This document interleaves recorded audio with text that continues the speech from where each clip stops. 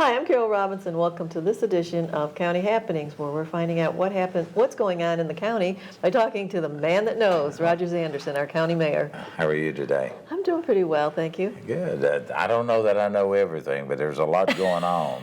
Yeah, there is. And one of the things we didn't talk about before we went on air is the census taking. Yes. We're required by Congress, it's legislative action, that every 10 years we do a census throughout the United States. And Williamson County is trying to do that, our part of that. So that's being headed up in our county and by Joe Horn.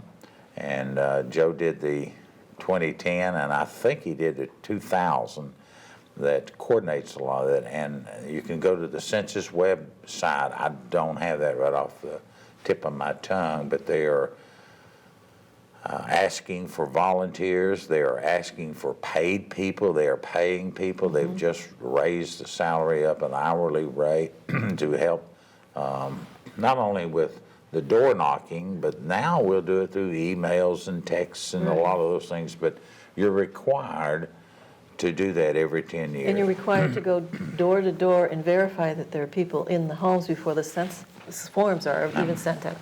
I think a lot of people are shy about that. They don't like to give out a lot of that information, but for most of us, it's a matter of just clicking on or sending a form back that, you know, you live in a house and your wife, husband, children, grandchildren, whatever they happen to be, live in that house. And at the end of the day, what it's all about is getting a nose count, a head count of everyone in your area. Now, this information is not released for like 60 or 70 years before it's actually released. Every year they release something else, and you know, the people that like to read about all that, I think in the 30s it was, or 40s, some information was released from the Census Bureau. We're using that in our family, doing genealogy searches. Yes, very important.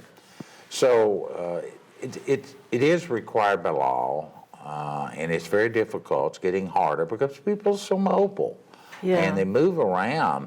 But people are not trusting the government. And people not trusting the government, and I guess I get that.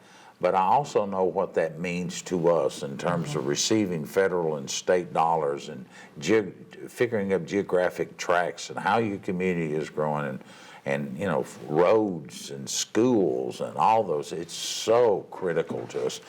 The sad part about it is it's only done every 10 years. That's a good part too, I guess. Yeah. Well, but the cities will do. It takes years to get it started. Yeah. You know, and Joe well, started it takes 2 years. Yeah, Joe started a year ago, and it really goes into effect 2020. That's right. And the cities can go back and do a head count about every 4 years if they have a certain percentage they think is grown. They have to pay for that themselves. This one is paid through your tax dollars through the federal. They'll pass them down. There's a lot of costs that aren't recoverable at the local level, but again, it's a requirement of law, and it really does help your community. And so if people watching this, if they need a job or part-time job for several weeks and months, it's awful good Christmas money, or next year money, whatever you want, vacation money. But the other side of it, it really does help your community, and that material that they ask is not so invasive, but I get it why people don't trust the government to some degree. Yeah.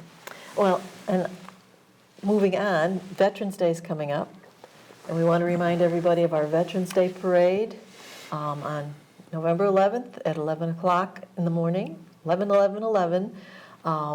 down Main Street.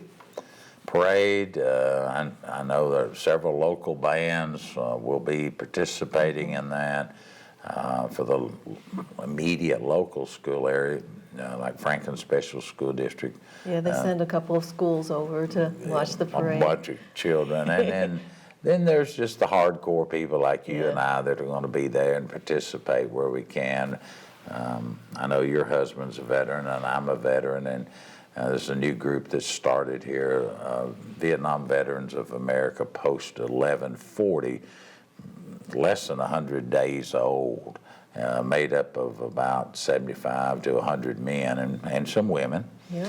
And there's There's support an groups, auxiliary. an auxiliary group, and they're going to participate this year. So you'll get an opportunity to see our soldiers that have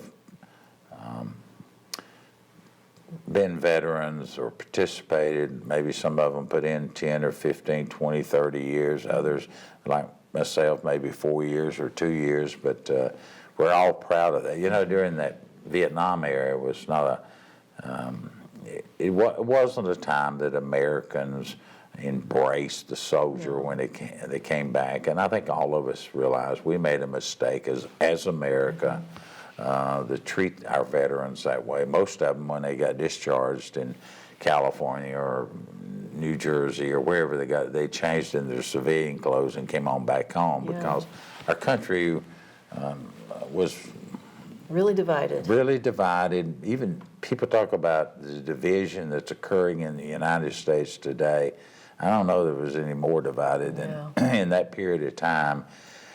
You know, when young men and women in uniform were being spat upon and stuff, trash thrown at them. Well, thank goodness our society has changed. You may not like the war, but still love the soldier and appreciate the soldier because he or she is doing their patriotic duty going in, and they don't know where they wind up. I mean, you just sign up, and then wherever the needs are, and of course, all over this world, the global world. I mean, if you read today's, it's about Ukraine and what's happening in Syria and all of these different parts of the country that most of us Don't even know. don't have a clue. And so we've learned to say, well, we do support our soldiers, our men and women that are serving. We may not like the political side of it, but these men and women are doing their duty Yeah, and to they our volunteer. country. And they volunteer. Yeah. And during Vietnam, they were drafted, so they didn't really have a choice. No. But many, like you and my husband, volunteered before you got drafted. Oh yeah, my mother and daddy.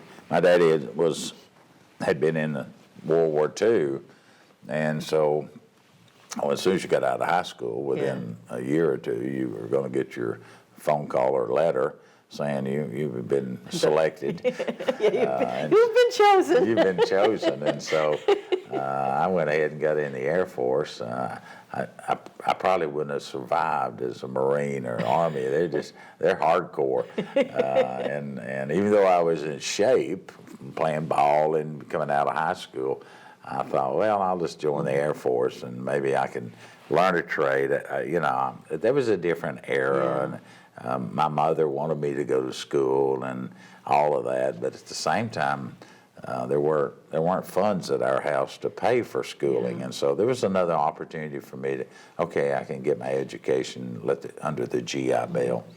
But I still wound up in Vietnam, and I still wound up in war zones like Africa and Vietnam, but I look back, and it was your husband, Bill, I don't think it scarred him too bad, and not all soldiers, even today, we hear about, and it is a problem, PTSD, and the suicide rate among our veterans.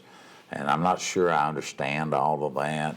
I guess you see and you hear things, but Bill and my generation, and certainly our parents' generation, was a different time.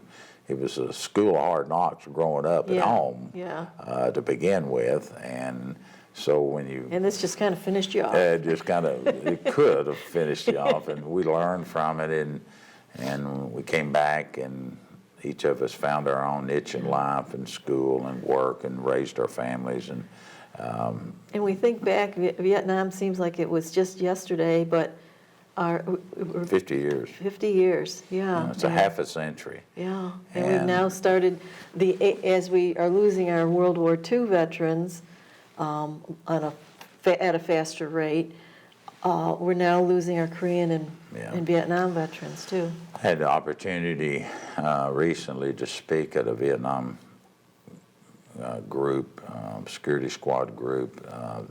They chose to come to 6994th? Yeah, came to Williamson County, and I went over and spoke to them. One thing I did notice, they were all getting old. They had gray hair and they had little pot guts, and I thought, well, that must be me too. But there were 75 of those men and women and their wives, and they came from Oregon, they came from California, they came from all points of the continental United States to spend 2, 3, 4 days, not just touring our area, but to be around Each other. each other, their friend of 50 years ago.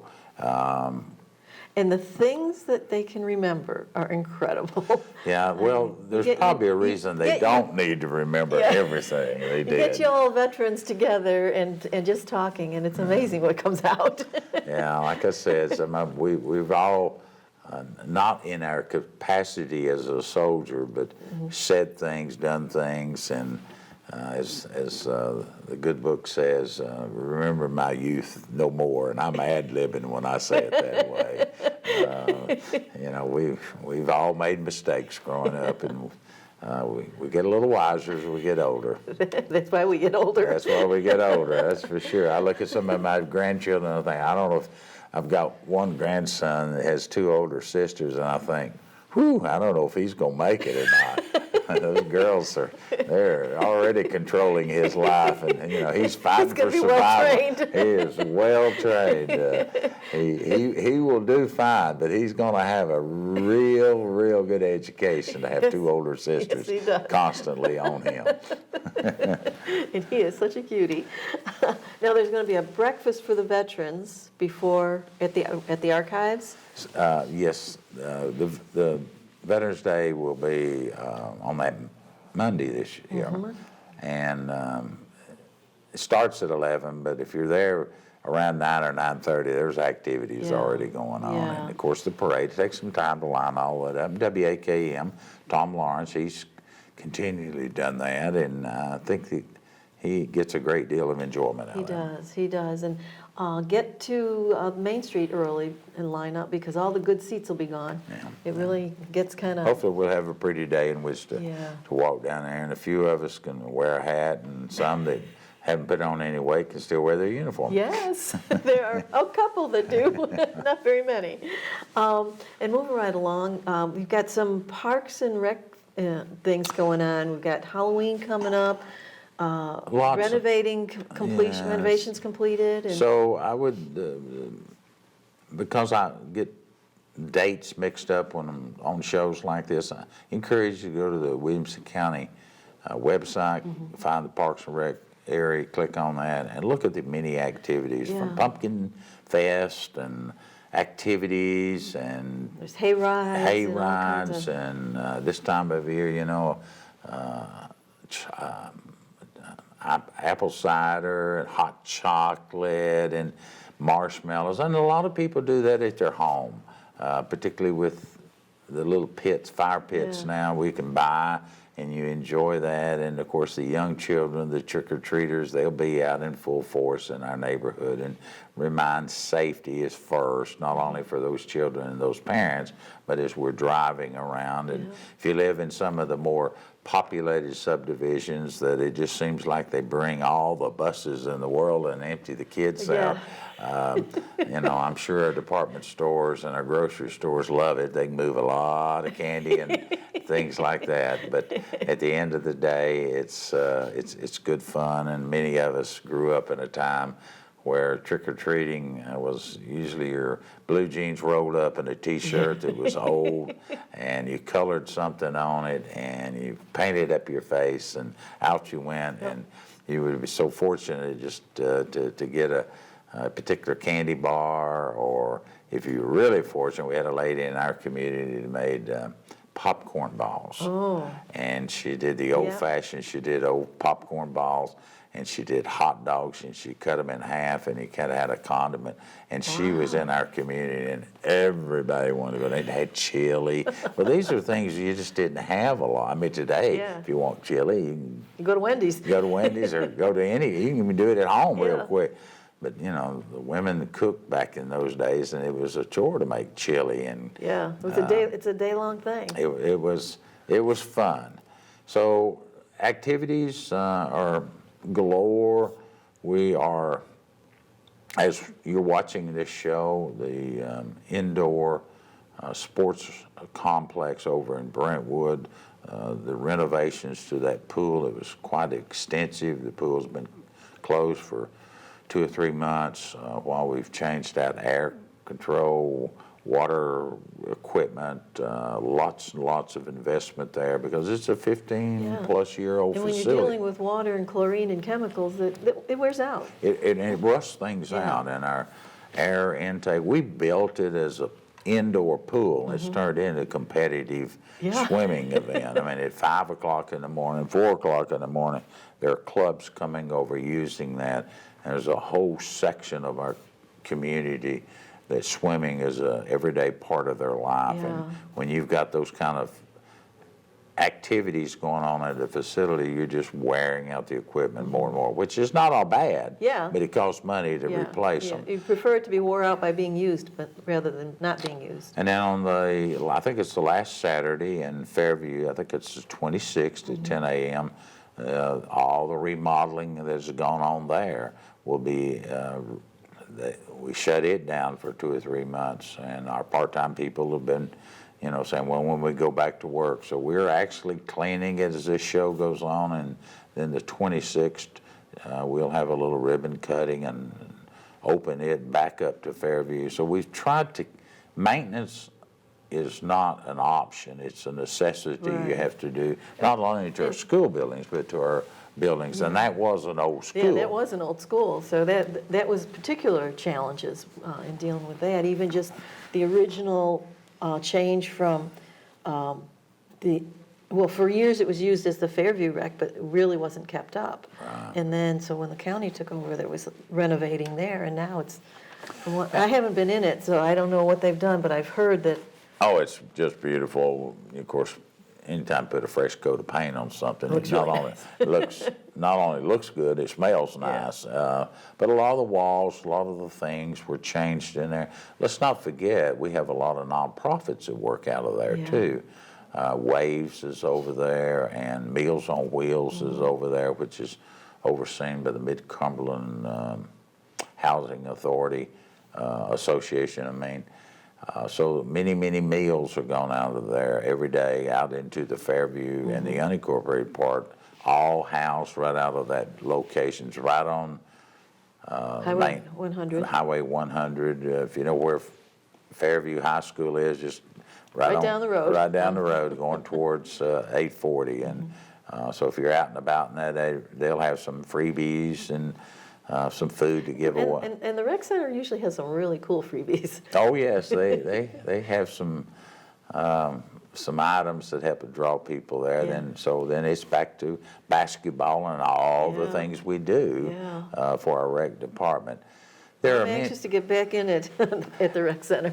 Well, it's getting winter time, and all of us need to stay active. And then we've got a new event. You need to brush off your mountain bike, you and Bill, and go out to where the Leapers Fork area next spring is when the unveiling of it. But they're working on a mountain bike course. We'll actually have a you can see some progress now. You can. We've contracted with an outside firm. It's a good public-private partnership, and they're developing. Eventually, we'll have 3 courses: a beginner, intermediate, and advanced course on about 100 acres of rough terrain. Yes, it is rough terrain over in that Kingfield area. And we were able to acquire that property about 20 years ago when we got the Springs property, and there's not a lot you could do with it. I think it had been, some of the locals have been hunting on it, I think, wasn't that area rumored to be where Rocky Top was written? Well, I've heard that. I don't know that I can. There's some rumor going around there for years in that area. I'm They're not laying claim to it. But it will be another added, one of the first ones that we've done a mountain bike course on, and we're glad to do that. There's been lots of internal pressure to provide that level of service, not only for our citizens that enjoy that, and you have to stop and think, most of the bikes that those men and women and young people are using, they're not just off the rack bikes coming out of the department stores. They're a little bit higher grade and a little bit more money, so it's part of economic development too. And there are several bike shops and stores all around our area that depend on that. Now, all of us know there's bikers on all the roads. Yes, we do. But this is a way to kind of help the traffic instead of those mountain bike folks traveling to Georgia and other places. Yeah, They'll be able to come here and utilize that course. And this is a course that'll actually have competitions. I mean, there's several courses around the area, but they're not competitive courses. They're just for the eventually general these enjoyment. they'll be not only for enjoyment, they'll be the standard or whatever that standard is. They'll be able to offer some competitive events, which will bring people to our community. And help pay for the course. And help pay for that course. That's exactly right. The course for our part was very minimal when you own the land, and then some other groups have joined in and raised funds to have this. So it'll be good for tourism. Ellie Chin, she'll love having more visitors in our community, and they'll stay in our hotels and they'll eat in our restaurants, and then they'll go back home. A lot of them. Yeah, some of them fall in love with the place. Yeah, some of them do fall in love. And speaking of that, our county is doing a comprehensive land plan. Yeah. There's a little discussion on what the county wants to look like, whether between industry and so I think there's commercial two or three things that are driving this. Number one is land use. What are we going to look like in the year 2045, 2050? When our population doubles? We've got about 230,000 people in our county, city and county, and what does that look like when you have a doubling of 450 to 500,000? And are we doing planning? So you've got planning with the cities, and you've got planning with the unincorporated part, and so Williamson County, in the unincorporated area, when you stop to think that our entire county, about 45% of the county is within the city's jurisdiction, and the growth that occurs there. And that's where your growth systematically occurs. And then you have these urban growth boundaries where the cities can grow out, and the laws changed a lot of that, so you got to do it by referendum. But the fact of it is, these cities grow in a designed area where they can provide water and sewer. In the unincorporated area, we're not in the water business, we're not in the sewer business, we're in the septic business. But when commercial businesses, residential growth is coming in, they're jumping over the hoops of the urban growth boundary in what we call urban sprawl. It's occurring out in your rural areas, and that's possible. It's made possible a lot by decentralized septic systems, whereby a subdivision of 100 or 150 or 200 can utilize. So we're going to kind of ratchet down on that and look at preserving more of our rural character and our rural land. There's been many public meetings. There'll be some more, because this really won't officially roll out until the first part of the year. But we're going to try to figure out ways to encourage people and development to try to keep that within the city boundaries. There's some good communities that have done a better job.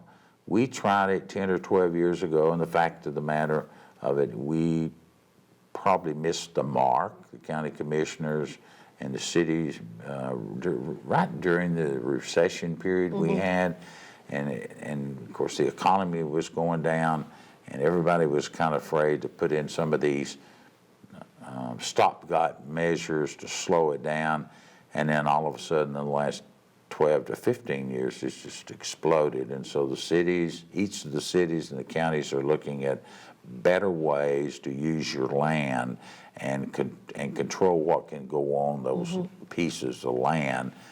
And so we encourage you to get out or go to the Williamson County website, read more about the comprehensive plan. Then after that will come the zoning element that defines that. So we've got communities. You've got Leapers Fork and College Grove and the Grassland, and we call those little hamlets, and they're unique. Those community want something different. Now we're doing. What about the rural areas? That's the what very the rural rural areas. You know, we've put in some measures to help pay for our schools for the next 5 and 10 years in terms of calling educational impact fees. Rather than raising the taxes on everyone, the people that are impacting our schools are the ones moving in, so they have to pay more to get in, and it's substantially more. The downside of that is somebody like you and I, that someone's lived on that piece of property for 100 years or 200 years, and they want to have their children come back and live on the land. Well, they have to pay those fees. So we're trying to figure out mechanisms how to help those large families, so that if you owned a 100-acre farm and you want your children to come back, so that there's some credits given to that, and not encourage those large landowners to say, well, I just don't want to pay anymore. I'll just sell my property and let somebody else pay for it, and we'll go someplace else and live. Now, the bicentennial farms, they're going to stay here. But we have to figure out ways for them to have the next generation of their family live on the farm without it costing an arm and a leg. Well, there is one of the Centennial Farms is gone now, over in off of Pinewood Road. It's no longer in the family. Well, our land prices are so high, and there's a demand for that. Right. I mean, so yes, I'm not trying to restrict a person that owns a large tract of land from making money, because he or she has property rights just like the person moving in. But there's got to be a way for those people that want to stay and to be able to stay without breaking the bank. Because a lot of our large farms, they're really an active working farm, and they don't have the access to capital that, I mean, their value is in their land. And they depend on their children to keep that farm going. And if the kids can't live on the farm. Right. So, I mean, there's challenges that you get out into the Bethesda community.